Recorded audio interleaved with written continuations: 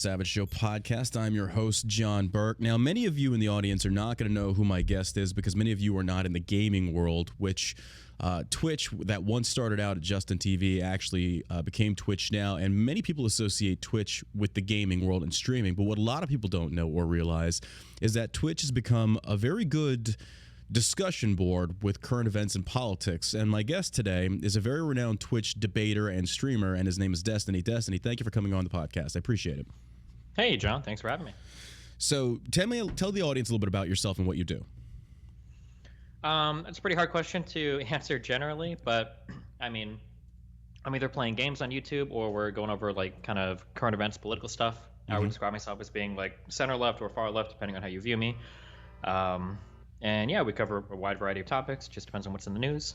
Yeah. What got you started into doing political streams on Twitch? Basically, I've always had like kind of a wide variety of interests. There's a lot of things that I like to talk about. And when 2016 rolled around and Trump was running for president, I noticed that like a lot of the conversations that were happening online were really bad. Mm-hmm. There wasn't like any shared descriptive basis. There wasn't any shared like world of fact that anybody was talking about. And so my goal was like, hey, maybe I can like enter these conversations and kind of like insert a little bit of like realistic, like here are some factual things. Let's talk about these instead of, you know, like the other crazy side. And that was kind of my goal in the beginning. And I'd say that was like 5 or 6 years ago. And yeah. Here you are, and you've grown quite the big platform over there. You have a lot of people that listen to what you have to say, and you go on quite a lot of debate panels. You and I have been on a few of them together, and you're very clear and concise with your thoughts. You're almost like a leftist version of Ben Shapiro with how fast you talk.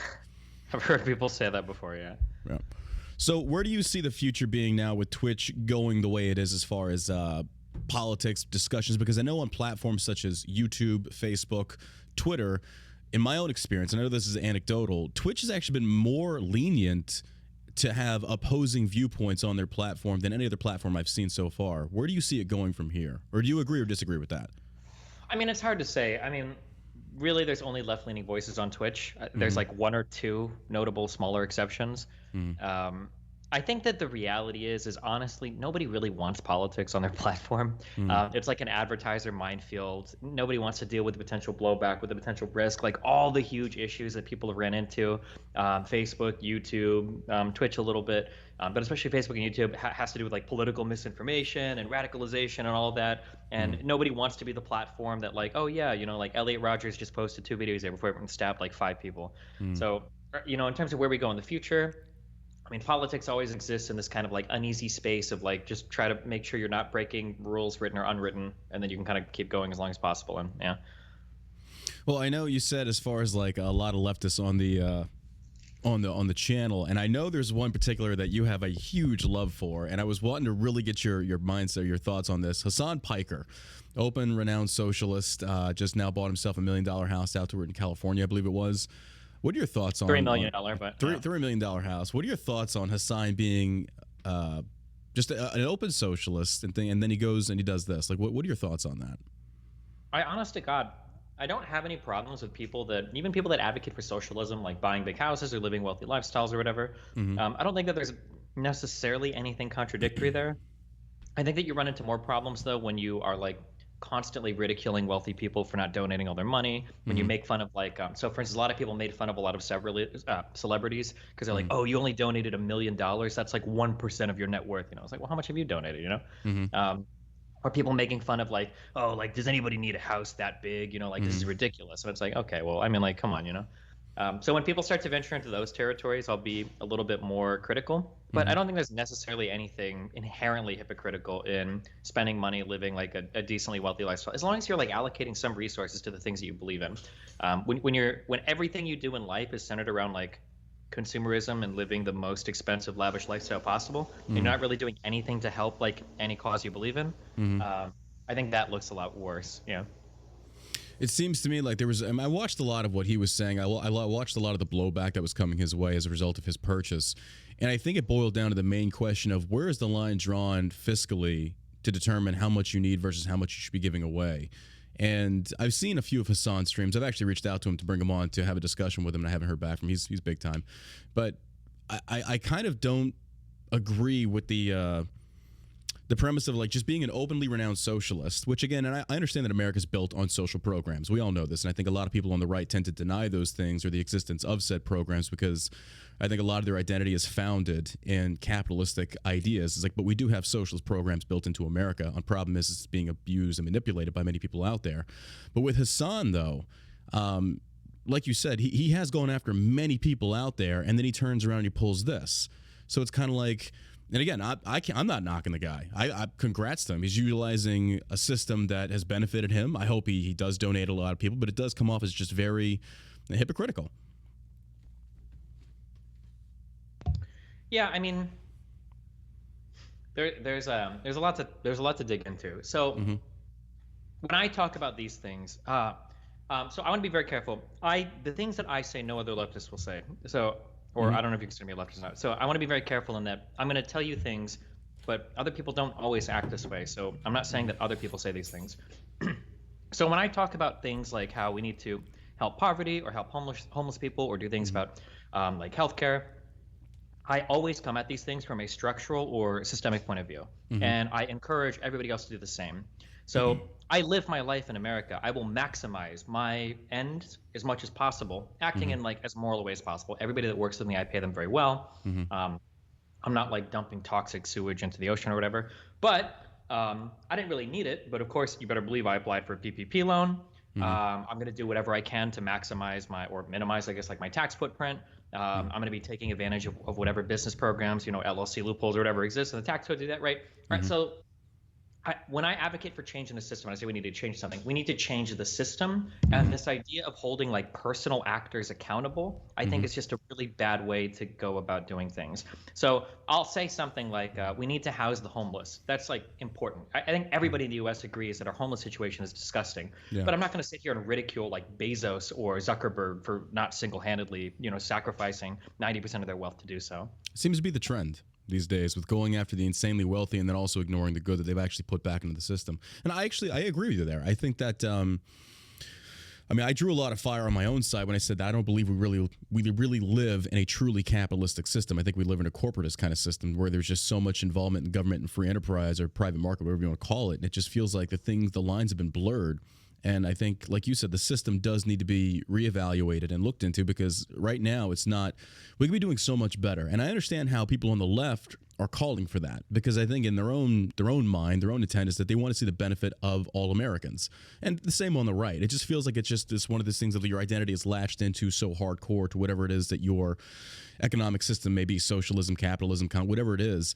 And it feels like we're all trying to get to the same goal, but people just want to take different avenues to get there. And I think for me, it's more along the lines of siding with more individual liberty, less government involvement. Yeah, I mean, obviously we disagree there, but I mean, there are going to be parts where I agree that like individual liberty is good, but there are going to be like things that the government can obviously solve for that I think it's incredibly effective to do so with the government. Like, I'm a big fan of. What do you do anything for work? Like, do you know anything about like programming, for instance? Have you ever? No, I have an OnlyFans. Okay. No. Close enough. No. Well, okay, no. So I'll use programming as a specific example, but like really it applies to everything. Okay, if you're trying to solve a problem, nobody, in any type of professional sense is going to start from scratch. The number one question you always ask is like, has anybody else already solved this problem, right? It can be like going to the gym, right? Should you invent your own program or do you copy what other people do? It could be dieting, right? Do you invent your own diet or do you see what other people do? It could be, or in policy matters, I would say things like healthcare, right? What does every other country do with healthcare? It seems like some form of government intervention is pretty important.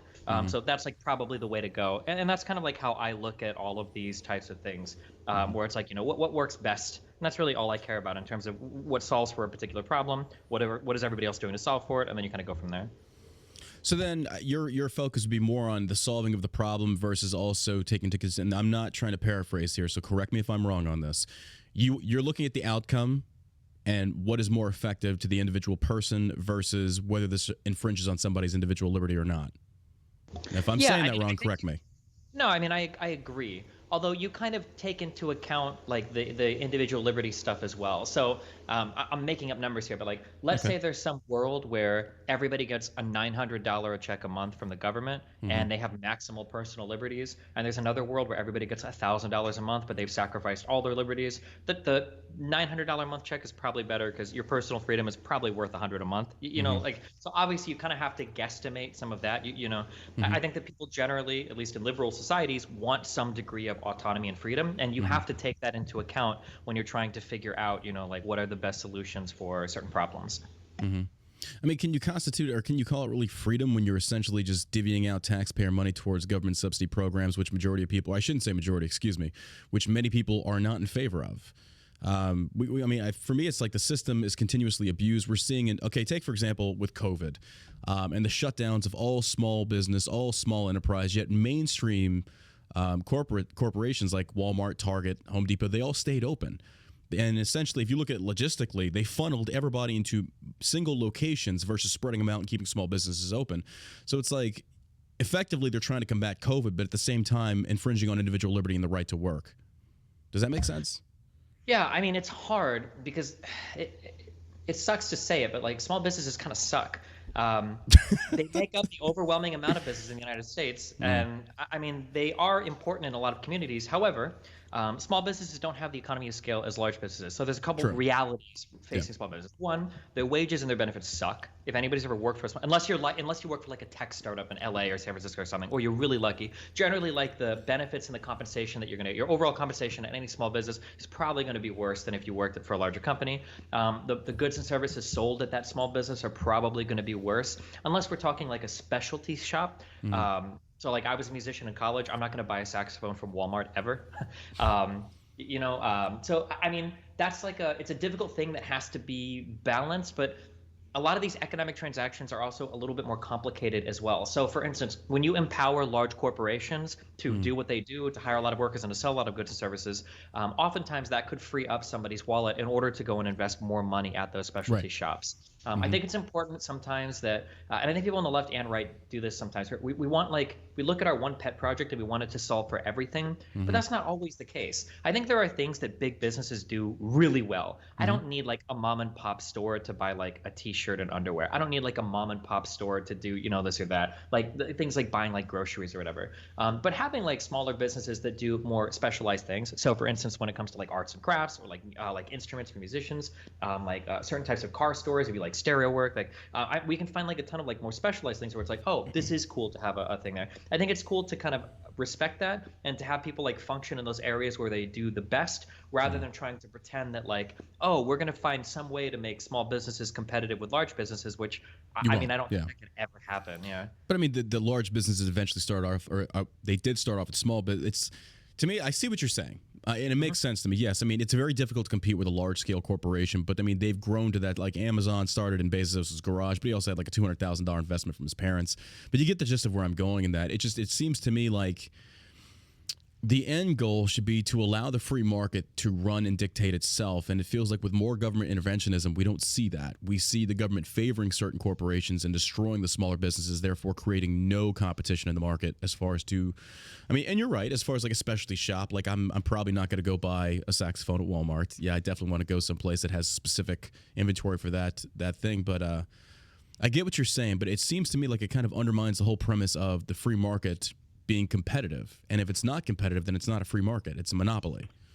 Yeah, but the problem is that by default, you don't really want to be competitive. That's the problem with like a free market. Like a free market that's totally free doesn't have Hmm. competitors. It has like barons. Like if I was left with Hmm. no regulation whatsoever to stream on Twitch, Hmm. I don't want healthy competition that ensures that I'm maximizing the type of content I produce. I would just hire like booter sites to kick off and DDoS every other streamer until they can't stream anymore and have to quit. Right? That's what I would.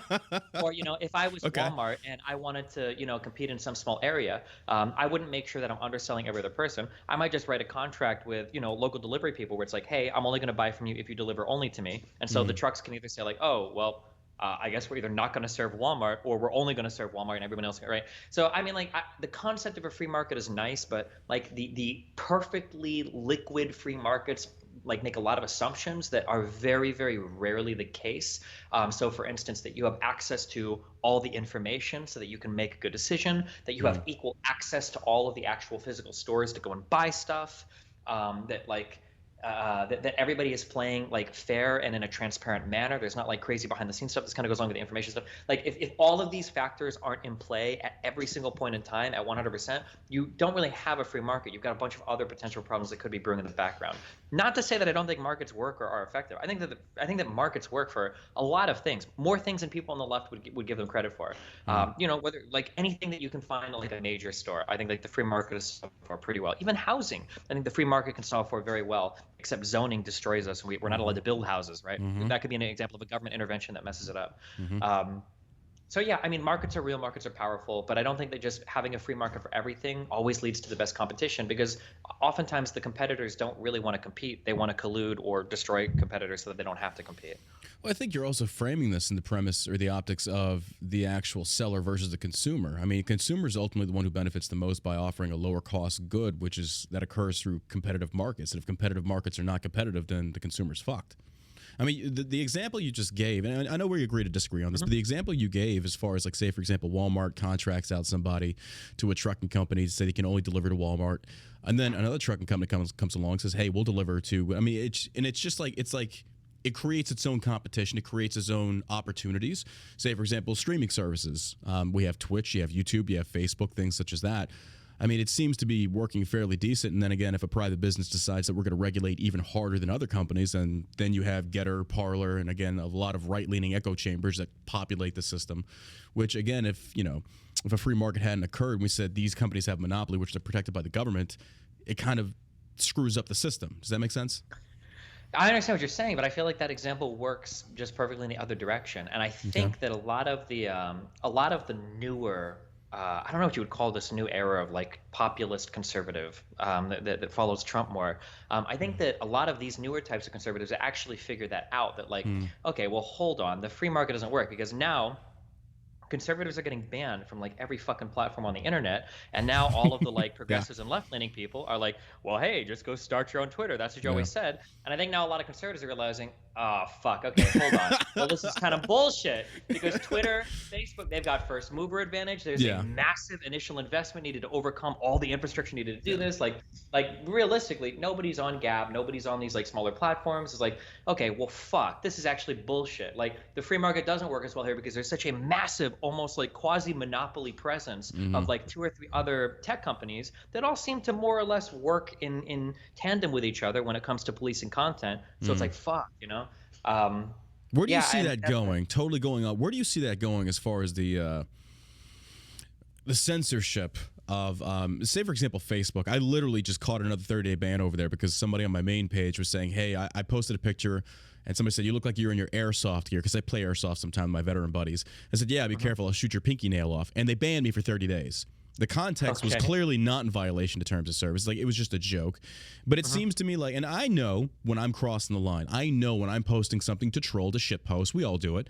But then I know when I get banned for something that's like legitimately not a bannable offense. Where do you see these tech companies going in the future as far as how draconian they're becoming with their terms of services?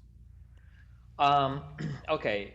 I want to be very clear. I characterize myself as a social democrat. I am very much pro-capitalism. I'm very much not a socialist. But you're pushing me into like the area where I have to give you my most anti-capitalist takes. Yeah, go for it, man. Absolutely. Yeah. So I think the big problem we have right now when it comes to censorship is I think that censorship is kind of like this end product of this hyper-capitalistic environment.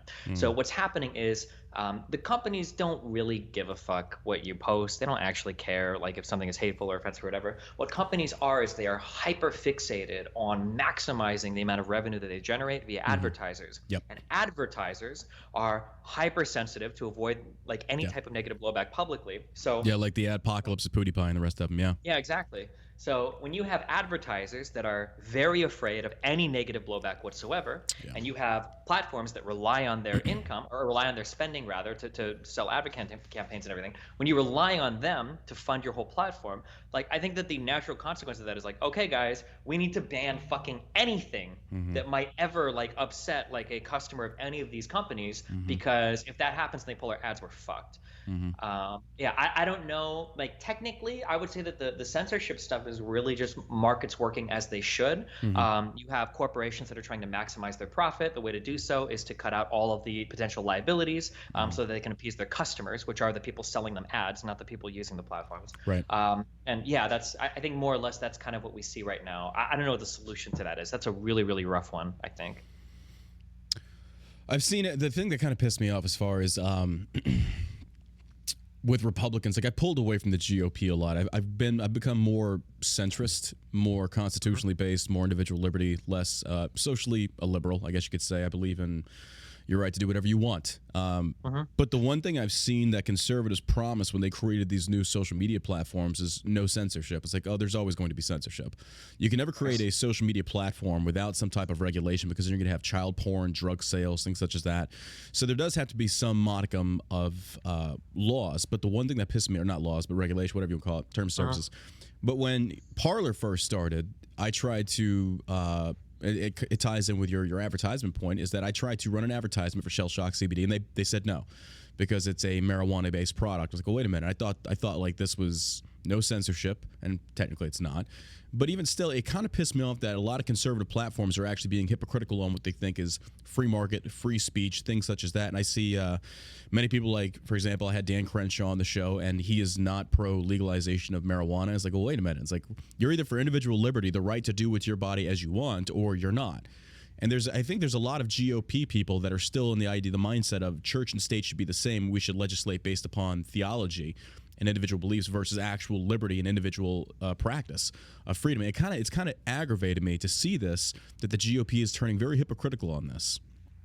Yeah, that's actually something that was really sad growing up for me. You know, I always joke that like when we're on the left, you have to remain fact-based, because if you're trying to pull people from the right over to the left, and you have to give them some type of cushion to like land on. And if you're starting with a whole bunch of lies, they're just going to ignore you and they're going to veer completely off to the right. But it's actually pretty similar with the right as well. Something I've joked about for years now is if you are a relatively conservative person in the United States, you'd have conservative values, conservative beliefs. There is really no political party that represents you, because the GOP is fucking insane. Like, if you're somebody that believes in, I think that we should have personal liberties, the right to do what we want. I don't believe in all this government intervention as much. I think people should be left in their own communities to figure that out.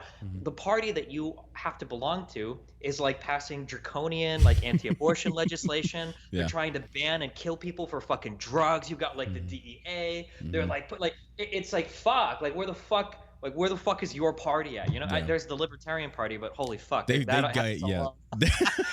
just a whole other thing. You know? They gatekeep harder than anybody, and I tried pushing into the Libertarian Party, and it was very difficult, because again, their biggest comeback was, you're not a real libertarian. It's like, okay, well, we're gonna deal with this.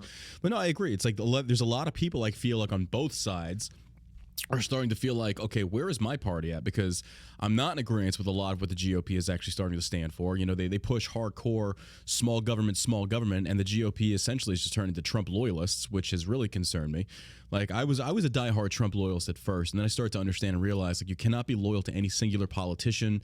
It doesn't work that way. You have to call it on a case-by-case basis. And that's why when Biden got elected, I was like, okay, I hope he does good. I don't think he will, but I hope he does good for the betterment of America. But unfortunately, that leads us into the next issue of the Middle East. We're like the whole Biden thing right here. What's your take on what's going on right now in the Middle East with the withdrawal to Taliban takeover? I'm gonna drop the hot take. I think he did the best he could have. There's a lot of arguments against this that I've put up, and every time I do, I run into a few counter arguments that I just don't have a response to. Yeah, I don't know where you want to go from there. Or I can give my short spiel on it. Yeah, absolutely. Go ahead. Well, let's start with Biden's withdrawal. So it seemed to me that the obvious point was, if they were planning to withdraw, there should have been a more concrete way by which they got out important assets or people that had worked with the U.S. Prior to leaving. Like, that should have been a process that was set up like 2 or 3 months in advance. However, and maybe this is naive, but if we have some semblance of faith in the ANA, or at least we want to have like this outward appearance of faith in the ANA, where we're like, okay, you guys do it. It does look really fucking weird to be like, all right, just so you guys know, we're gonna leave in 3 months, and holy fuck, we're gonna expedite visas, and anybody that wants to escape this like soon to be fucking shithole, you better get out now, right? Like, that's a really weird thing, and yeah, man, I just fuck. Afghanistan is so fucking hard. I don't know like what other alternatives. It sucks. What happens right now sucks, and it actually even reflects on the approval because for the first time Biden has flipped to the negative in the approval. And the stories are sad and the videos are horrific, but man, I don't know what else. I don't know what else could have happened. I'm not sure. Yeah, what do you think? There was anybody that had boots on the ground, and I don't blame any civilian for not knowing this because how would you? Like, I can't. Yeah, for people that don't have an accurate depiction of what's going on over there, we trained the ANA. I was there in 2010, 2011, and the ANA it was like dealing with petulant children. They made horrible soldiers, and essentially, and this is what a lot of top brass never really came to grasp was that. With Afghanistan and Iraq, places like that, there's very little national pride. It's all tribalism. It's all to their individual tribes, Sunni, Shia, Kurd, whatever the case may be. And it's very difficult to get them to unite and to actually work towards a common goal without there being a power grab. But with the ANA, it was the same. We would take ANA from various different parts of the country and bring them to a different parts. They wouldn't have any kind of family ties or loyalty. But they were not very good soldiers. But we had 20 years to train them. We armed them. We paid them everything. And everybody kind of knew that this was going to happen. So I can't blame the Taliban takeover on Biden. I can't. We knew this was going to happen. It didn't matter which president was in office. They were just waiting for their time to move, and they moved. As far as the withdrawal process itself, it definitely could have been handled a lot better. I mean, there was conflicting stories of the intelligence community saying, hey, there's still Americans over there, yada, yada, yada, be careful. It just seemed like there was a lot of balls that were dropped. But unfortunately, this is the ramifications of an entire administration not working together closely with their military counterparts. And I feel like there's just it's complicated, man. It's just very complicated. And I've gone into it in the podcast before, but as far as like right now, a story just broke that I think it's Panjshir was the last stronghold that was holding out against the Taliban and is currently fallen, I think like 4 or 5 hours ago. So now Afghanistan is completely in Taliban control. And it's a sad thing to see, man. 20 years invested in this, and I kind of hope that our generation remembers this and reminds the next generation, don't buy into propaganda pushed and escalated by the government for the sake of freedom. So yeah, or even just what you said before is something that a lot of people don't realize. Like in the West, we identify really strongly with our countries. Like people that are in America are American. People that are in Sweden, I'm not even talking like ethnically, but like your country means something, But in the Middle East, depending on what country you're in and what other Western country cut your borders up, like you don't actually feel that shit at all, Yeah. And this concept of, because oftentimes in the West we'll look at like, and I've even seen rhetoric that amounts to as much, because I saw people demonizing the ANA and shit. It's like, we're Americans, we would fight for our country, Afghan people don't feel like there's like a coherent state of Afghanistan that every like member is a citizen of. Like even places with Iraq, you've got Kurdish people, the KRG that feel, like they're part of Kurdistan, which isn't even technically a real country. Right? It's part of Iraq more so than like Iraqi citizens or something. Yeah. And that lack of understanding, it almost feels like people expect every new Middle Eastern project we have to turn into like another Israel, where they're going to be these like brave magical soldiers that like feel strongly about like their own like area and they're going to defend it against everybody. And it's like,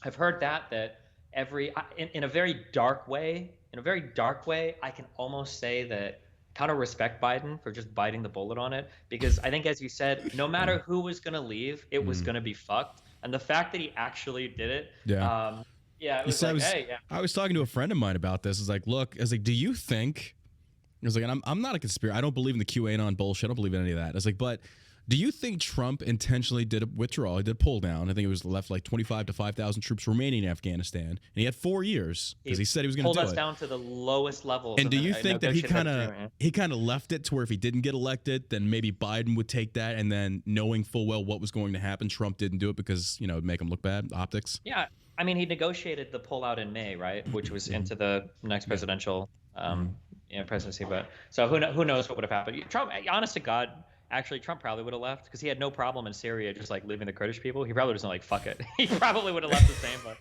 at least, so that's the one benefit I can give Biden. When Biden first took office, like he dropped missiles on Syria, like he went after targets. I was like, I can respect that. I can respect that he's not committing troops.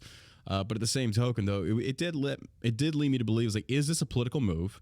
Trump did negotiate the ceasefire. He did negotiate the withdrawal, and he did intend on doing it. From what he said, he also talked about making marijuana legal, but that never happened. Again, it takes an act of Congress and all that stuff. But I think that more and more people are starting to wake up to this idea that when somebody on the campaign trail is promising you something, don't always believe that. Like you shouldn't believe, because sometimes they don't have the power. There's a lot of GOP freshman candidates or GOP freshman congressmen and women that go in there and it's like, or even on the left, it's like, we're going to ban guns. Like, you don't have the power individually to do that. That's what Congress is for. I was going to say, you say GOP, but I remember the squad making a lot of crazy promises when they came in. Yeah, them too, yeah. I think a lot of people just, and this is actually something I've noticed more and more. It's really funny, but my understanding of the American political system over the last, especially like 3 years, it's actually gotten so much simpler. And I go back to like really, really basic things that you could learn in grade school in terms of seeing how everything works. And I realized that like a lot of the conflict and a lot of the anger for how our system works is honestly, people just don't really know like how the government kind of functions. Yes. Like 100%. a really good example is people on the right thought that Trump could, unilaterally do so many things, and he couldn't. And okay, so wait, now to be fair on that, and this is what really pissed me off about the GOP, is that Trump went in there, was like handing out executive orders left and right, and the executive order didn't come to fruition until 75, which was enacted by Congress, which makes no fucking sense to me. How you would tip the scales to where now the executive branch has far more power. And I told Republicans, like, you are so happy that Trump is signing these executive orders, like to secure funding for the border wall, all this other stuff. Like, but when Biden comes, when that sword swings the other way, then you're going to be bitching about it. And it's the first thing Republicans bitched about under Biden, was as soon as Biden gets enough, EO after EO after EO. And that's where I think a lot of people, we saw that with DACA, right? Yeah. When Obama did DACA and Trump tried to get rid of DACA. I don't know where that's standing right now in terms of going through the courts and everything. But there's a lot of there was a lot of people on the right that were upset that like Trump couldn't be a fucking king. There's a lot of people on the left that keep shouting at like federal legislators, people in Congress and the president, do something about the police, do something about the police. And it's like federal authority has fuck all to do with the police. It's not going to happen. That's your cities. That's your city governments, right? Or your state governments maybe. But these are your city officials. And a lot of people just don't know where a lot of this stuff comes from. And then they get really upset because things aren't happening, but they don't even know like where to look for things to actually be happening. And it's like, oh, okay. Yeah. Well, stating the condition of what's going on the right now is that the only thing I tell people is like, well, how can we fight back? Is like, you vote. Elections have consequences. These are some of the consequences as of the last election.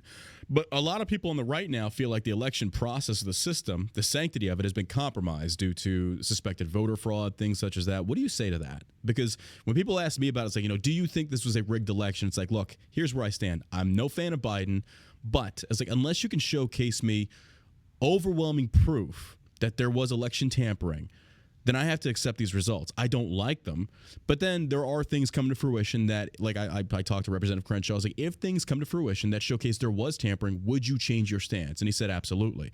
So I think a lot of people are like, I want to believe it, but until you show me the proof, and these articles, and that's where we're going to misinformation in the media, just all this propaganda on both sides. Nobody knows what to believe anymore.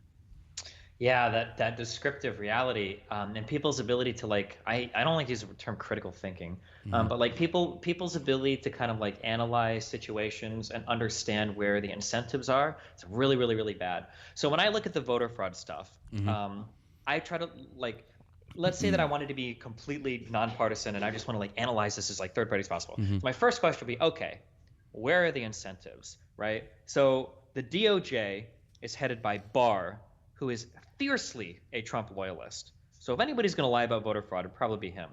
A lot of our intelligence agencies had new, like the head appointees were appointed by Trump. So arguably, you could say some of them might be, in Trump's pocket. And we had hundreds, I think, of federal judges that were appointed by Trump's administration. And they all would probably have at least like a political interest in making sure that, Trump stayed in power.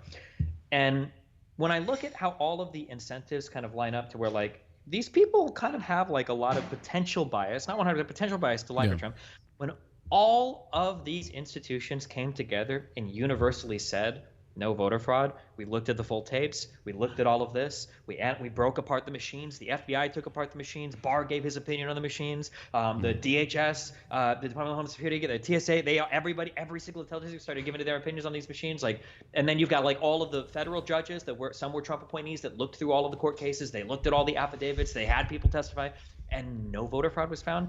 It's like, damn. Like, if you still want to believe that voter fraud is there, you are holding out for some sort of conspiracy that would be historic. Like, nothing in the history of all of mankind would be a conspiracy to the level that would have been required to rig this election and keep so many people quiet about it. That's how I do it. Yeah, it makes sense to me, but in a sense, it's like, for me, it's like, if you show me the evidence and the evidence is overwhelming and it's irrefutable, then you've got my vote. And people don't like hearing that, and it's like, I don't like it any more than you do. But people, they go after everybody on the right. Like, if you don't sit there and espouse like voter fraud thing, like, then you must secretly want Biden. You're a part of the swamp. You need to be drained. All these other things. It's just hyperbole. But for me, it's like, I got to see the evidence. And if we sit there and we say we're the party of all this stuff, of facts, evidence, things like that, and then none of it's being showcased to the manner in which would actually be very influential as far as like weighing an election or tipping an election, I don't know what I'm supposed to believe or say at this point. It's just, I feel kind of like lost, like a lot of other people out there, because like you just said, didn't Barr flip on Trump at the end? He did, because Trump kind of flipped on Barr. Yeah. Because Barr came out and said, like, there's no evidence. Like, the FBI took apart these machines. Like, we didn't find Hugo Chavez's ghost, inhabiting the street. Like, seems like it was probably okay. Yeah, that's like, what are you gonna do? And I will be. Oh man, this is one of my. It sounds weird. This is one of the craziest moments of probably in my living history. I don't even think people talked about it that much. I really don't like Mike Pence. I don't like the religious fundamentalist bullshit. That shit. Fuck, I hate it. However, watching him on election night, Trump came out, and I don't know if you remember the speech, but Trump came out and he basically declared himself the winner. He said, we've won this. It's over. Look forward to the next 4 years. Fuck off. And Pence came out right after him, and he reiterated, we are sure we'll win once all the votes are counted. We're going to wait for the tally to come in. To watch him walk Trump back from that cliff was a really insane moment. There was so much hesitancy on election night for what the fuck would happen with the votes coming in late because of the mail-ins and everything. And one of the things I always say, and I don't want to give advice to Republicans, but I see this as a sad thing on the Republican side. I genuinely think that the Republicans probably would have been able to win that election if Trump didn't demonize mail-in votes so fucking much. Because I guarantee you, because in some of these places, the vote, it was razor-thin fucking margins in some of these swing states. I wonder how many Republican voters couldn't make it to the ballot box for whatever reason that would have actually mailed in a ballot had Trump not constantly talked about how rigged and horrible they all were. I don't know. That's a good point. I don't know. That's actually yeah, that's an interesting point. I don't know.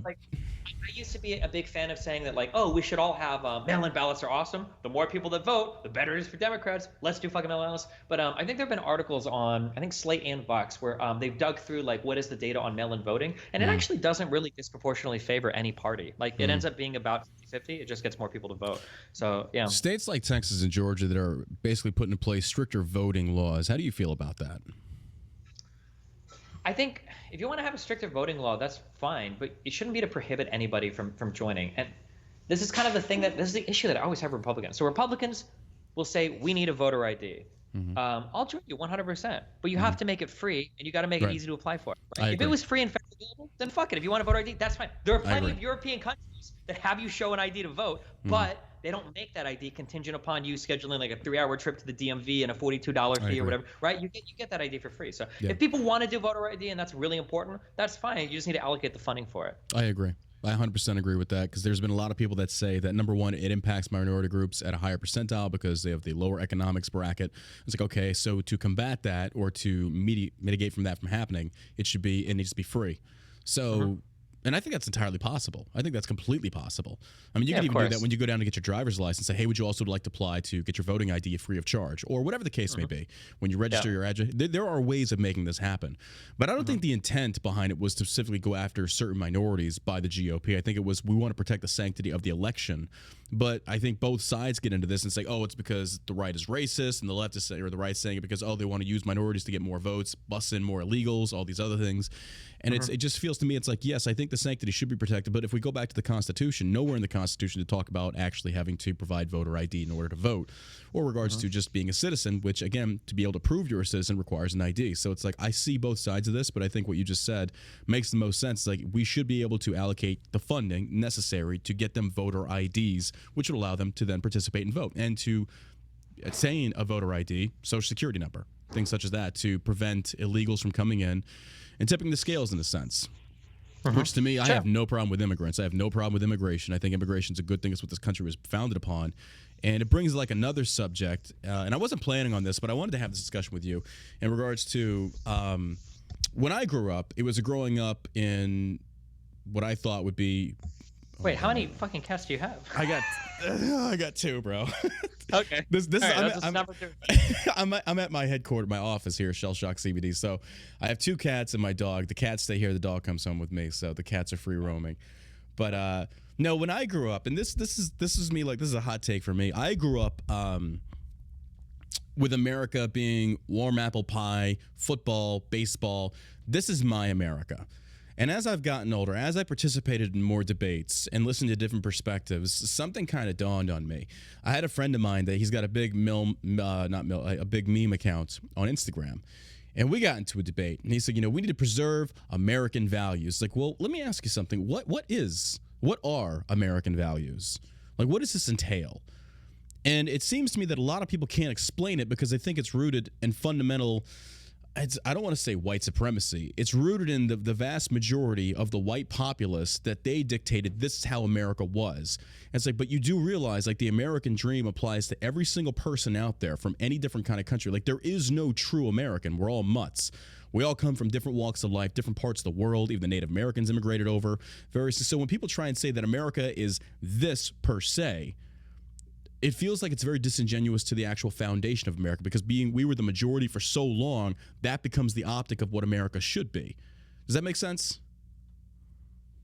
Yeah, I mean, this is actually, it's really interesting you bring that up, because this is always my trap question for like white supremacists or for like the really, really extreme right guys that I argue with, is usually, so the arguments will start out, we can't have immigrants coming here importing other values, and then I'll say, well, like, what kind of bad values are they bringing? And they don't really have an answer, and then I'll be like, well, we need to protect like our kind of like American values. And then I always ask, like, okay, well, what are American values? I've lived in a lot of places well, not lived in, but I've traveled to a lot of places in the U.S. and I've had friends in a lot of different places in the U.S. If you're going to try to like describe a common set of values that will encapsulate, like, so I'm from Nebraska and now I live in like California, right? Find me like a gay guy in San Francisco and see how much he has in common with like a farmer in Iowa. Right. And that's going to be a really, really, really hard challenge, Yeah. Yeah, I think that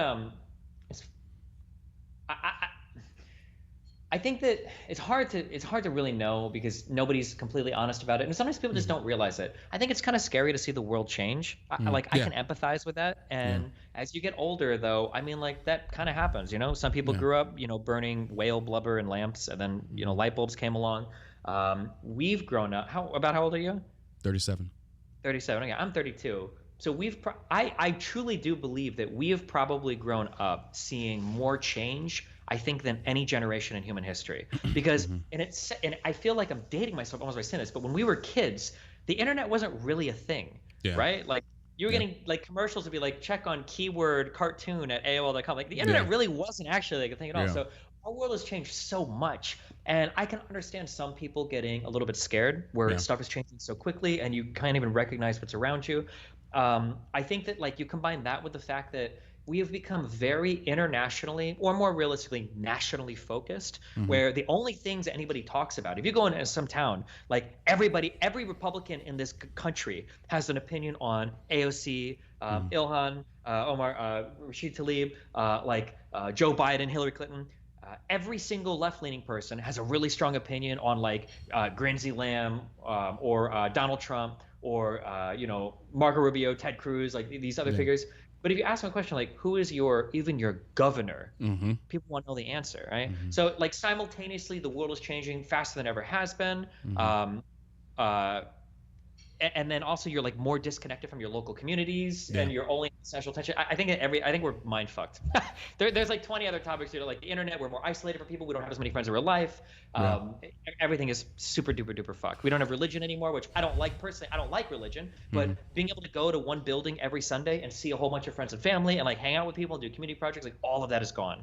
And I don't know if I'd say it's all gone. I would say that the internet has definitely opened up our eyes to the good and the bad. I mean, I get what you're saying. I agree partially. I think that in a sense, religion's still there. I think a lot of people are going to be less vocal because they get attacked more online. I mean, go on Twitter and say that you're a Christian in certain echo chambers and you're going to be attacked on it. And also, I can't blame anybody that, when you go in there and you vocalize those beliefs, knowing full well where you're going, like, don't be surprised when people come back and lash back at you. Like, I'm on Twitter and I troll people all the time. It's fun. But when somebody trolls me, I can't be upset because I know what type of environment I'm stepping into. Therefore, I can't fault anybody. But as far as like social media, I think it's exposed us to what's going on around the world, which is good and bad, because then we have, for example, the good is that we see what's actually going on around the world. We see what's going on in our own country. We have more insight. It's just like almost an information overload. There's so much. And now we're at a stage where we don't know what's truth and what's not, because there is a lot of fake news media on both sides of the aisle on this one. Both of them try and manipulate for the sake of sales. Money, I believe, is the root of all of this. Clickbait, all this stuff. And then the bad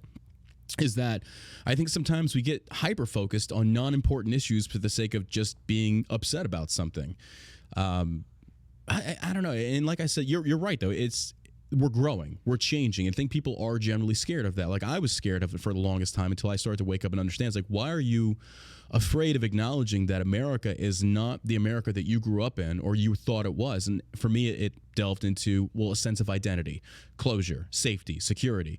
And then you start to understand, like, no, America was founded on a lot of blood, but it doesn't make us perfect, doesn't make us bad. It just means that we've learned from our mistakes. We're moving forward a good way, and we should continue to do so. But it definitely brings about a new perspective, and I think the one thing that would be horrible for us to do is remain staunch in our beliefs without the ability to at least hear other people's perspectives for the sake of not just agreeing with, but to just simply understand the other side's point of view. And I think that's why I love having a lot of the debates when I have people on the panel that can actually back up what they're saying with their stance. Like, okay, I might not agree with it, but at least I can understand where they're coming from. And maybe there's a commonality in there that we can agree upon as far as how we get to the end goal that I think most of us are in common with. I don't know of a lot of Democrats that really hate America. I mean, there are some, and there's people on the right as well. I mean, you got your assholes in every bunch, but I think we all want to get to the same goal, which leads me to the next thing as far as the two-party system. Where do you see this going? First, I want to say to the other thing real quick, the fake news stuff. Not even. Yeah. The problem is it doesn't even have to be fake news anymore. In that you can actually show real news, but it can give people such a horrendously misleading view of what happens in the U.S. So, for instance, it is possible that every single day I might be able to find a news story of an immigrant killing like a Native person or raping a Native person. I could show you one story every single day, 365 days a year. Yeah. And I mean, like, if you see something like that, like, obviously, like, holy shit, there's a problem here. But is there? There's 47 million immigrants living in the U.S., right? Or I'll flip it on the other end. I could show you every single day a racist interaction between a cop and a black person or somebody else, right? And if you saw one of those a day, people would lose their mind. But we lose their mind when we see one every couple months, right? Yes. But let's say that was happening once a day. Would that really be that bad? There's like 100 million some interactions between police and cops. There's like like 500,000 plus police officers or something in the United States. Like, if we had like 365 bad interactions here, is that actually that bad? Like, what do you expect the number to be? Exactly. It's really, you can pick and choose stories that you want to report on. And this is a big country. There's a lot of people. It's this belief in this non-existent utopian country. And again, and you're right 100% that if we had, say, for example, we talked about gun crime or racist interaction with the police, things such as that. I'm not saying, and you're not saying it's a good thing that the numbers are so, or if the numbers are what they are. It's a fact that it's actually good that they are that low. If we did have a problem to that magnitude, you would most certainly know it. But like we said with social media, it tends to put a magnifying glass and make this the most this needs to be our focus right now. Let's and Things are insane. Yeah, like Yeah. I think I've seen enough data that I'm convinced. I think that there are some systemic injustices against Black people in the United States. I think that the data bears that out. But that doesn't mean that every single time a Black person gets pulled over by a cop, he's going to get fucking executed if he says the wrong thing. It doesn't mean that there are like this like cornucopia of racist police officers that are barreling down the street looking for every fucking minority that they can pull up on and unload on, right? Like people will go so hyperbolic with things, and the fact that you can pick out any news stories you want to kind of support whatever story. They could even be true stories, and it's like, well, fuck. Like, does that necessarily does a couple, even if you have 10 stories, does it actually make a trend? Does it actually say that some real problem exists here that we need to look at? Well, both sides do that, because I'll see the left talking about how officer shoots Black. So, and I drew a lot of fire for this one as well. As like I said, the BLM, the emergence of the BLM actually brought some good things with it, a lot of bad that I didn't agree with, but it did actually bring some good things in regards to highlighting those that were tyrannical behind a badge, using that badge as cover. I was like, and then it made people start to wake up and understand, like, your blind support of the thin blue line is not a good thing. You should always be skeptical of power and authority. You should always be that way, regardless if it's a cop or a politician. You should always be skeptical, and you don't trust. You verify. And people didn't like hearing that. It's like, what, you don't support the police? Like, I support the good police. I support the ones that are doing it the right way. But then it even goes deeper into that rabbit hole. It's like, well, what about cops that enforce, gun laws that go in direct violation of the Second Amendment? We can have a long conversation about this. But going back to what I was saying about the BLM, the emergence of that, and the idea of like, look, there is a lot of police brutality out there. There is a lot of people that use that badge as a means of wielding authority over those that can't fight back. And what happened, though, is that those people that were being highlighted, everybody else got painted with the same brush. It's like, wait a minute, wait. Like you said, like the social media highlights one specific incident, and now all cops are bad, or one specific incident, and all Black people are violent. It's like, okay, well, if we look at the statistics, we can actually break this down and say, okay, wait, if we did have a problem, you'd know it at a higher scale. And that's what social media, that's one of the downfalls of social media, is because just like you, it's like, hey, look over here, but let's ignore this over here. Yeah. And then I don't know where you I don't want to open up a whole other potential can of worms, but like, go for it. Let's do it. Yeah. I'm trying to pick examples from like left and right to be relatively fair in my critique. So like I'm critical of the police thing that left people, like, if cops were killing Black people in the United States, we wouldn't have to be. We would see that every single day. It would be fucking crazy. Okay, it would be unprecedented amounts of murder in the street. But then I also say the same to like people on the right that are like, oh, there's a ton of horrible side effects and people dying from these vaccines, and it's like, dog, there's been over 2 billion people vaccinated in the world, fully vaxxed, over 4 billion doses given out. If a lot of people were dying of the vaccines, we wouldn't have to go to like, the right-wing conservative pundit, for truth.com to see those stories. Like, it would be fucking everywhere, No, hold on a second now. Here's the thing. No. I'm actually, statistically, you're 100% dead on the money. Yes, I will acknowledge that. Like, if these vaccines were killing people at a high rate, we would know it 100%. But it also brings into mind of, I had a live YouTube stream pulled down because we were discussing COVID and Fauci. And I feel like a lot of people just don't know what they're talking about. I am by no means a medical professional, but my stance is as follows. I don't want to take the jab, but I'm not against other people doing it. I just want the freedom to choose not to do it. I just want to see long term, just to be safe, because I've dealt with the government for many years. I dealt with them with the burn pits, all these other shit that are fucking my generation of veterans up. It's like, yeah, I don't really trust you so much. I remember Agent Orange, how that wasn't a thing until we actually started seeing the after effects. So it's just one of those things of like, fool me once, shame on you. Fool me twice, well, I'm a fucking idiot, something like that. So it's kind of like, I believe in the liberty value of this. If you don't want to take it, don't take it. If you do want to take it, take it. And again, if the vaccine helps you, prevents you from getting it, then what are you concerned about if nobody else wants to take it? But you're right in the sense of like, if it was killing people en masse, like many claim that it is, we would certainly see that. But I also feel, to go the devil's advocate on that, the media certainly does freaking play down and pull many different articles out there condemning these vaccines. There have been multiple doctors across the thing. My buddy Josh sent me a YouTube video of a doctor testifying. All the credentials, YouTube pulled it. They won't allow any medical misinformation to get out there, which I feel only inflames the other side that is against the vaccine. So it's like, when you're pulling this misinformation down, all you're doing is making it seem as if, like, why don't you want people to see this? And then they start not trusting you even more. Versus, like, you've got to have it open for discussion to where both sides can accurately state their opinion, and then you, the individual, get to choose what you want to do. Yeah, it's so hard because I can empathize with both sides. If you are trying to dig through information online and you're noticing that like certain types of information can be harder to come by, or certain types of information seems to be getting pulled, I can be empathetic with somebody that is searching and is like, okay, well, hold on, what the fuck is going on here? Yeah. But then on the flip side, you I think it's okay to broadly appeal to studies and to like the scientific community to find out like where we should go. But you can always find one PhD that will tell you like some crazy shit. And I can, on the other hand, I can see the frustration when you have like a medical community that more or less like stands unified in certain topics. And then you have like one or two doctors that will become like world famous because they want to give the contradictory opinion. And we've seen this play out in pretty bad ways before too. The number one way I can think of is the is it doctor in I think it was France. Was his name Foucault?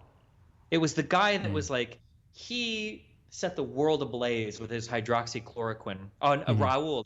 It was Doctor. It might have been Doctor Raoul. But he started like more or less the whole hydroxychloroquine thing. And when you looked into his study, it was like 12 people, and he dropped 2 people from it that died.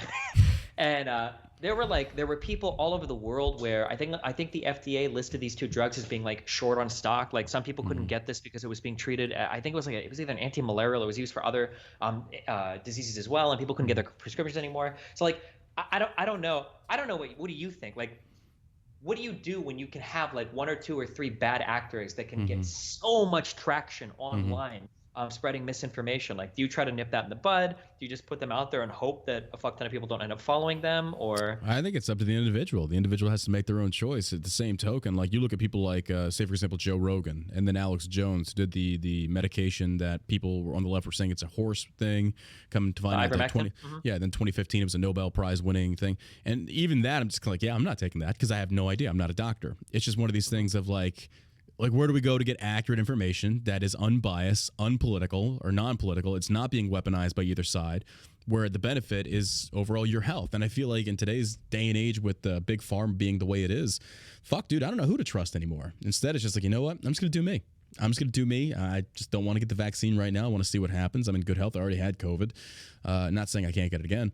But it feels to me like even our scientists, even our medical leaders, I feel like with this whole ordeal, the populace expected them to have the answers right away because we live in the age of Amazon Prime, to where everything is right then and there. We need a vaccine the very next day. We need to cure this now. And I think for the first time in many people's lives, we're getting behind the scenes look at how the medical meat per se is made, and a lot of people don't like it. Like a lot of people don't realize the trial and error that go into something like this with any vaccination, whether it be polio, anything. And I think that's where we stand right now. There's information on both sides, and nobody really, or people either they really believe their side. There's people like me. It's like, dude, I don't know what the fuck to believe, but I just know don't force that shit on me, and we'll live happily ever after, I guess. And if I don't, well, then I'm going to die from COVID, and what do you care? You're vaccinated, so. Sure. I guess like the unique issue with the vaccines, I would agree with you, I think, on like every other point. But the unique thing about vaccines is the fact that it can affect other people. And I think that's what makes it like more unique in that sense. Like it's the difference between smoking and secondhand smoke. Well, didn't Fauci said that you're still a spreader even with the vaccine? You could be, but you're also less likely to get infected, so therefore you're less likely to spread it. I guess when I think of like sociological issues, or when I think of epidemiological issues, I like do you have a kid? Yeah. Okay. So I have a son, and he's 10 years old, and I try to imagine, like, let's say that my kid goes to school, and let's say that there was a family, they were anti-vax. Let's say that he gets a disease from another kid in class. Not a big deal. He recovers from it, but he's like one of the unlucky people that has long COVID. And now for the rest of his life, he's not dead, but like he can't run as much as the other kids. He can't climb as much. He's out of breath all the time. Like like as a parent, like really like the only thing you have in life is to protect your children to some extent. And for something that much out of your control to impact them in that way is something that would make me so incredibly frustrated. I guess that's kind of I agree with you 1,000,000% on so many other things. And I especially agree because I understand your point of view. Like you mentioned, like the fire pits. I think you said, right? Like, I don't know. I don't think many people know what that is, but I think when you guys were working a long time ago in Afghanistan, you guys would just throw a whole bunch of fucked up shit in pits and set it on fire. And the idea was that like, you're fine. Like, it's not going to hurt you. And then I think like some years later, they're like, hold on. We even knew. And that was the problem, is that, essentially all trash stuff like that, we had to burn it, but we even knew like this is not good for us, but we literally had no other alternative. And so the government's kind of like just, or our chain of command was like, do it anyway, and then just stay away from it. Well, that doesn't always fix the problem. So because a bunch of people came out with like cancers and all sorts of like really fucked up shit, like 5-10 years like after coming back and shit. So I mean, I definitely understand like your point of view, and it's harder when you've already been in a situation where like the government has fucked you, and well now the CDC wants me to do this, like, yeah, okay, well, fuck you, I'm definitely sympathetic towards your position, but it would just suck so much if like the virus just fucked our whole humanity up, and there were like ways to like, I feel like a vaccine is like that's my lowest effort thing to protect myself, because I hate wearing masks and distancing is whatever. But like a vaccine is so easy. I mean, you've gotten fucking 50. When you go through basic and everything, right? Like they line you up and you guys get like 30 fucking vaccines, especially if you deploy anywhere, right? I don't know. It's just the fact that you can infect other people is the thing that kind of fucks my mind a little bit on like, where is the social responsibility at for the vaccination stuff? And that definitely goes down a rabbit hole of social responsibility or moral responsibility for somebody else's health and welfare. And I get that stance. For me, it's just one of these things that, to go back to the other point, as far as the other vaccinations given, those are all time-tested vaccines that we knew there were no long-term or secondary, tertiary effects. So there is, I get your point of view as far as like your son going to a school, but even with that guarantee from the state or the federal government, so whichever it could be, saying that, hey, we're good to go now. A lot of that is based upon your individual responsibilities as parents, saying, do I trust this or do I not? Do I want to choose to let my kids stay home and do online learning and things such as that? So I think there's no guarantee that your child's not going to get it. And of course. I know that's not what you're saying. I just hope that parents don't actually fully believe when these medical professionals say like, oh, hey, it's free and clear over here. Like, they don't know for a fact. They don't know 100%. And I feel like maybe some people kind of buy into this narrative on whichever side with it being like full gospel. It's like, biggest thing for me is I just don't trust the government. I don't trust it. I don't trust a lot of these so-called politicians that, number one, are not medical experts, and number two, I feel like there's been a lot of weaponized, politicized science. So I don't know what to believe anymore. Yeah, I mean, like, again, I'm sympathetic, especially because it seems like everybody goes so hard in one direction. Yeah. Like, I don't know right now what the vaccine effectiveness is against preventing you from getting the Delta variant. It's like, because it seems like it's getting lower every time. Like, well, there's a new variant now, right? There's a new variant that Fauci just came out and said they're keeping an eye on. They're not too concerned, but there's a new variant. Yeah, I know there was one in South Africa that was super heavily mutated. I didn't know if it could infect more people. But I mean, like, what was I just saying? Oh God, I totally just lost my thought. I'm sorry. Yeah, like, people need to be more honest about what things do. I agree with that. It's one of the biggest reasons, like, people get mad at me when I say misinformation on the left is just as harmful as misinformation on the right. Even though that's not strictly true, there are some lies that are way worse than other lies. Yeah. They just get accused of being a fence sitter, though. Yeah, but the problem is that, like, when you have misinformation on your side, it pushes people towards the other side. So if I think that Trump's lies are some of the worst things in U.S. history, which I would probably argue, or maybe not in U.S. history, this is my lifetime, I would probably argue that. But I would say that, hey, you on the left, when you lie, you're pushing people over to believe Trump's lies. So you're almost culpable, right? Yeah. That's what made Trump so popular, though, is because basically he was the middle finger to the left, and people just pushed over to him on the right. I think, and the other thing is, like, I know these people know what they're doing. It's just classic manipulation. It's just like, take for example Crenshaw, or take for example AOC. Any of these, it feels like our political spectrum has turned into the Kardashians. I don't like these Twitter battles between left and right politicians. Like, do your fucking job and shut the fuck up. Like, all it is now is it's clout chasing, it's fame seeking, so they can get a book deal once they're out of office, or to get hired on with Raytheon. Who knows anymore? But it feels like it's become. Well, I mean, the benefit of it is more people are involved in our political system than I think ever in the history of this country. I think more people are really paying attention because they understand how deeply it impacts them on an individual level. But the other thing is, I feel like there's still a lot of grifters. There's a lot of clout chasers on both sides of this, especially the right now. Like, when you're the underdog, you got a lot of clout chasers coming up through the ranks. I guess, like, so I can actually point to a similar problem between, like, the Twitter wars and medical misinformation. I'm going to put misinformation in brackets. So one of the problems is that when the coronavirus came out, there was an unprecedented rush around the world to figure out like, well, what is it? What kind of information we have about it? And I think that led to kind of a bit of a toxic environment where it's like, okay, we can put out studies that haven't been peer reviewed yet, but other people can look at them. Or we could like not do that and be a little bit more cautious and just make recommendations behind closed doors and kind of like wait for the peer review process to do its thing. But the problem is that anytime you decide to act in a more responsible manner, you kind of cede ground to people that are acting irresponsibly. So if you decide, okay, we actually don't know how these trials are going to go, we're not going to say anything. And then on the other side, they're like, these vaccines are turning you into large gay frogs and you're going to die. Like, it's like, okay, well, fuck, well, hold on. Right now, all the trial data shows that there's like a 99% effectiveness and everything is actually right. But now let's say that like a few months from now, information goes out, I was like, okay, it's not 99% effective. It looks like it's more, especially because it's a Delta variant, it's like 75% effective. Well, now you look like you lied. And it's like, okay, well, fuck. Yeah, I guess I kind of did, but dude, the guy over there is telling you he's gonna turn you to gay frogs. Like, what the fuck?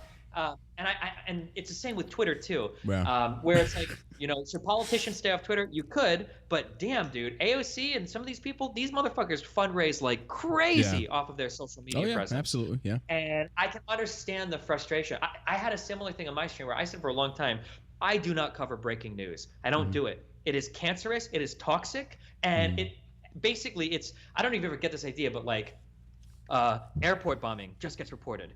Everybody on the right is online and they're like, oh God, please let it be Muhammad. Everybody on the left is like, oh man, please let it be like Jimmy John from fucking Iowa. Like everybody's like cheerleading, waiting. And as soon as like any fucking piece of information comes out, people are like, oh yes, it was Tyrone, or like, oh no, it was Michael, and it's like, Jesus, like come on. But I noticed that, like when I would do that, I don't want to talk about breaking news. Well, when I go on Twitch, the number one, Hasan is up there with 100,000 views. Vosh is up there with 20,000 viewers, and they're just spewing all sorts of completely baseless misinformation about it. It's like, fuck. Okay, well, I guess I might as well come in and give like what I think is like a reasonable take or whatever. And I'm forced to, because truly, I never want to comment on breaking news. I think it is so irresponsible. But I feel like I have to, because if I don't, I automatically cede that ground to everybody else that's willing to do it. Fuck, that is such a horrible position to be in. Yeah. It really is. And you're 100% right, because the first thing that happens when there's a mass shooting or anything is, okay, what was the race, sexuality, and gun used? Yeah. Top three right away, because that's the first thing. Let it be an AR-15 with an extended mag. Oh God, yeah. And please let them have a rebel flag in their truck. Please let there be a. Yeah, absolutely. People, they latch onto that. Yeah, Lawrence was like, oh, this guy was slashing tires. He had a Union shirt on. He must have been a leftist. Like, really? Are only left-leaning people like unions? Or people are like, oh, he posted that Trump meme, 10 years ago, or he had an Antifa shirt on like 4 years ago. That's your guy. That's your. It's like a reverse dodgeball where you're picking teams at the start, and you don't want to get the guy who like ends up being a school shooter. You're like, oh my God, it's so crazy. Yeah. Fat kid, go over there. No, there was something that kind of like, people are just loving them some Marjorie Taylor Greene right now on the right, and I'm just kind of like looking at her as like, she's the equivalent of AOC on the left. When you come out and you've posted things in the past saying like Jewish space lasers, like what, and people voted for this? Like if you just take a second and you step back, and it dawned on me that if you take a second and you step back and you look at the previous election in 2016, and you really look at intelligent people in our society, many of which have no social media exposure, but you look at the options that we were given, is this the best that America has to offer? Like, it's not. It's really not. So this is like, as I become more and more, I'm not black-pilled, I'm void-pilled. I'm abyss-pilled on our political system. There's so many pills. I think that media and entertainment and our political leaders, I don't think our system is rigged at all. I think we vote these people in, and I think that the leadership that you have in the United States today is absolutely what the American people voted for. And I think that when you have a lot of people that want to look around and say, our political leaders are messed up, how did we get here? I think there needs to be a lot more introspection done, because people on the left will look at people on the right and go, how can you guys fall victim to like this kind of fear mongering? Like, this is horrible. And then in the next breath, they'll support, like billions of dollars of damage and like riots. Or, like people will point at people on, it's frustrating because people, they tend to isolate specific incidents. And again, I was guilty of this as well before. Again, I had the great awakening of like, look, you're being manipulated. You're being manipulated by a party. You're being, and that's what I think a lot of people don't want to come out and admit because of ego, hubris gets in the way. It's like, hey guys, I got it wrong. I realized where I was, because even when Trump came out, it's like we're gonna take the guns first, due process. I was like, no, constitutionally, I disagree with that. And when I said that, people were like, "What? You're questioning God, King, Emperor Trump?" It's like, yes, he's in violation of the Constitution, abso-fucking-lutely. And people, I think, in this day and age, are starting to understand that you don't need to tie in your identity with an individual politician, but instead question the individual choices of said politician. Versus like an overall. So somebody says like, "Are you a Trump supporter?" It's like that's a hard question to answer. Like, on what issue are you talking about? Like overall, it's like I can't answer that. It's like, but on individual issues or policies, I can answer that.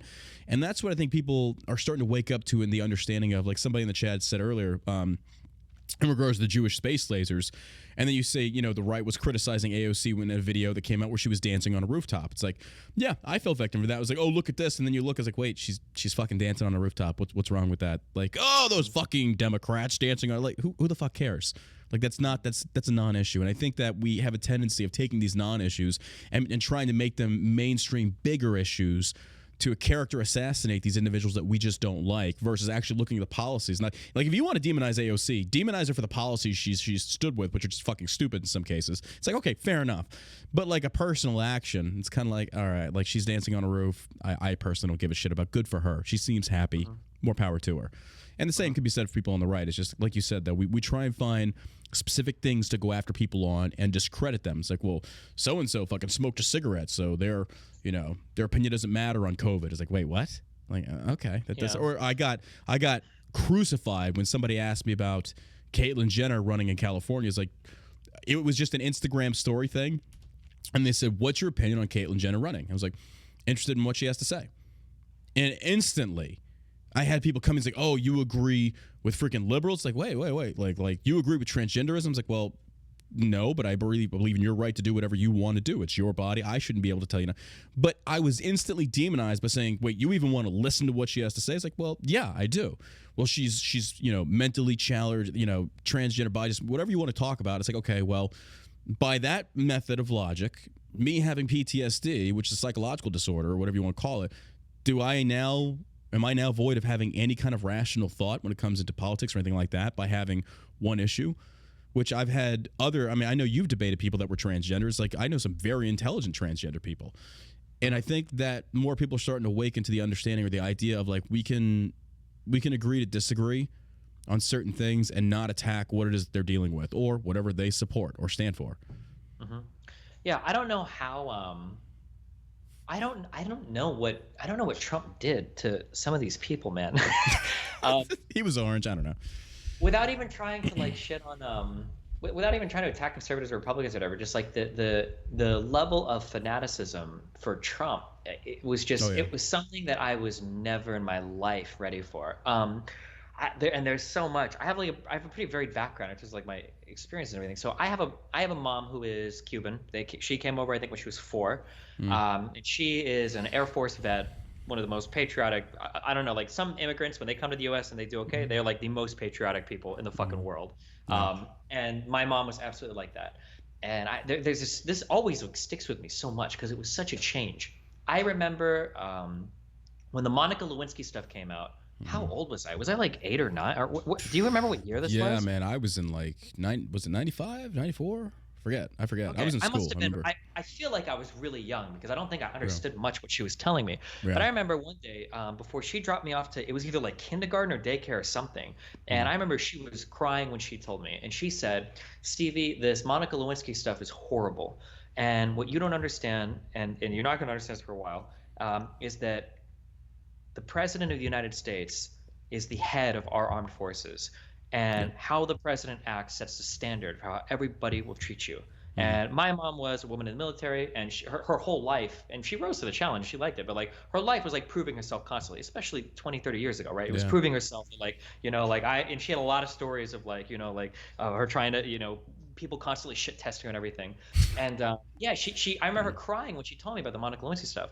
And to watch her turn around for all the Trump stuff, and when that grab him by the pussy stuff came out, she's like, well, sometimes boys will be boys. What? No way. Are you serious? Yeah. I don't understand what changed so much. And And I will say I hate. You know what changed? It's a bias. It's the identity. It's that you see. So even when that came out, you know, it was like, oh, that's locker room talk. Like, do I think Trump actually did that? You're fucking A right. I do. Do I think he fucked Stormy Daniels? Yeah, fucking A right. I think he did. Like Trump was known for being this way. So to sit there and defend Trump as if, and this is what pisses me off about Republicans. Like they paint him as a god emperor Trump. Yeah. I got a buddy, Ryan Fournier. I don't know if he's listening. I love him to death. He's a good guy. But this dude loves him some Trump to the point where like he's posting pictures. Oh, he looks younger. Put him back in office. It's like, wait, what? Like what?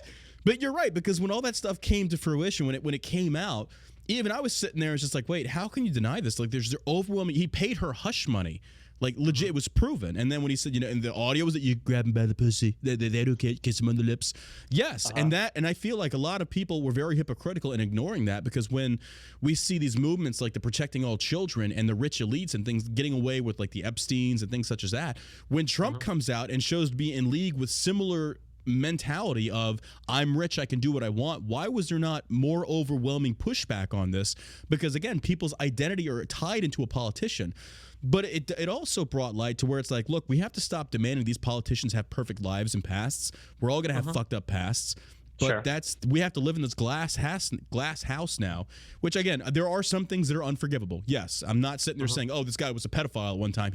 That's not what I'm talking about. I'm talking about, you know, just that standard for acceptance is like, and I'm not saying that like you should or shouldn't like him based on like one or two of these things, but like there was and I'm sure you follow this too, and even if you were a Republican and liked Trump at the time, even if you were, there must have been some, because I know for me there were so many moments where it's like, oh my god, Trump is actually done. He doesn't survive this one. I didn't think so. Yeah, I thought when that bit broke, I was like, he's fucking done. He's done, and he still made it. I was like, holy shit. Well, I thought the McCain stuff I couldn't believe. Yeah, when he was like, I prefer people that don't get caught. I was like, damn, this is like a guy that was fucking tortured by, oh my god. I was like, no way does he survive. But yeah, Republicans were like, yeah, true. Fuck Pows. That was one thing that really really aggravated me when he said stuff like that, or you know, we don't losers, and it was just kind of like, bro. And the only reason he got away with it with McCain on the right is because McCain is essentially a rhino to the right. Therefore, fuck him. Yeah. But the one thing that I'll never do is that I didn't agree with McCain's policies. I didn't agree with his politics. I think he put the nail in the coffin on Obamacare for the right. But I'm not going to criticize the guy's service because I wasn't there. I don't know. They called him Songbird McCain, things such as that. I don't know, man. And I'm not going to, and like General Mattis, when he went out against Trump, like he was praised as being the God General of the Marine Corps. Mattis came out against Trump, just went the complete opposite direction I think more military members did. And instantly people were like, oh, that guy's a bitch, fuck his service. It's like, wait, now hold on. I was like, we can have a differential between somebody's political leanings and what they've done for this country, just like Crenshaw, just like other people that have served that are now in the political spectrum. I don't agree with a lot of what Crenshaw, or I'd say 50% of what Crenshaw stands for, I don't agree with, but I'm never going to attack this dude's service. But the McCain thing, I feel like Trump got away with because the majority of right people didn't like McCain. So it was fair, yeah, which is still not fair. Like you don't say that to a POW. It's like, that's kind of fucked up. But to be clear, I'm sorry, just to be clear, when I said that, so he's seen as fair game is what I was saying. Not that it's, it's fair. Yeah, absolutely, yeah. And I didn't understand that myself. I mean, actually, no, I'm sorry. I'm like, I did understand that. And for a brief moment, I considered it, but it was just like, no, like I can't sit there and talk shit about this guy. Testimonials are testimonials, but that's not evidence. Now, I don't know, man. It's just, and that's the way our politics are these days, to where like when Trump said that, grab him by the pussy, and then talking shit about McCain, I was like, oh my God. Like Trump, I can't pin it all on him. The MSM went after him. He went after the MSM. It was a back and forth. And it was just one of these things of like when you're negotiating foreign policy with North Korea and you're calling him a little fat man, it's like, oh my fuck me. Like, oh my God. Or like the saluting like the fucking North Korean generals and shit. And it's like, oh man, what are you doing, dude? I know. And then the other part, it's like, I just got to watch this because this is entertaining as hell. And Americans love being entertained. It's like, did that really just fucking happen? But, you know, and I understand how some people are like, we need to return to normalcy and normal diplomacy in a sense of behind closed doors. Yeah. Trump didn't care. Trump's an entertainer. And I'm not saying it's good and I'm not saying it's bad. I'm saying it just is what it is there. But yeah, when you're right. When you went after McCain, I was like, how the fuck is this flying? Like, I don't understand that. Yep. Crazy world we live in. Yeah. Well, brother, hey, I don't want to take up any more of your time. I want to say thank you for coming on the show and weighing in. And where can everybody find you at? I'm at twitch.tv/destiny, youtube.com/destiny, and yeah. What about social media?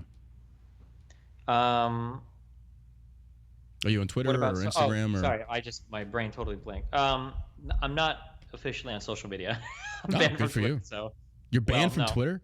I was too, but I got a I have different phone. on Twitter, so. Oh, okay. Gotcha. I was banned on Twitter as well, and I got a different VPN, and now I'm back on it. So, but good for you. Hey, again, they can find you on Twitch. Are you you still do political debates on panels and things such as that, or are you doing your own thing I'd say now? like about 50% of my content is politics, and a decent amount of it is still debates. Yeah, Mm-hmm. it's hard. A lot of left-leaning people don't want to debate me anymore, and right-leaning people are all banned from the internet, so it's hard to find anybody to talk to these days. But why don't left people want to debate you? It's a long story, but they get really ass mad. We'll just say that. All right. Oh, okay. Yeah. Well, again, thank you for coming on the show, Destiny. I appreciate it. And again, you can find him on Twitch, which you're actually streaming live right now. So if you're interested, you can look up Destiny on Twitch. Again, thank you for coming on, brother. And I hope you have a wonderful day and good luck over there. Hopefully, you get to come home soon. Thanks a lot. Hopefully. All right. I'll see you later. Be safe, man. Bye. All right, ladies and gentlemen, that concludes this show. Don't go anywhere. We're coming right back for your news right from me on the All American Savage Show podcast. Again, a big thank you to Destiny for coming on the channel. Ladies and gentlemen, I don't agree with a lot of what he has to say, or maybe some a little bit back and forth. But I do love the fact that Destiny can back up his stances with logical, sound reasoning. Whether I agree with it or not, that's on me. But it's good to have a different perspective, a good way to listen to somebody else with a different mindset or outlook. And it's good. It's good to have that. I don't want an echo chamber.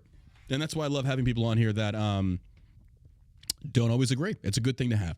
So if you found yourself surrounded by yes men and yes women, you might want to consider getting outside of that shell and not engaging in discussion for the sake of proving yourself right, but for the sake of just listening to other people's perspectives and why they believe what they do, because then it'll help you and your perspective. So, again, a big thank you. Don't go anywhere. We're coming right back on the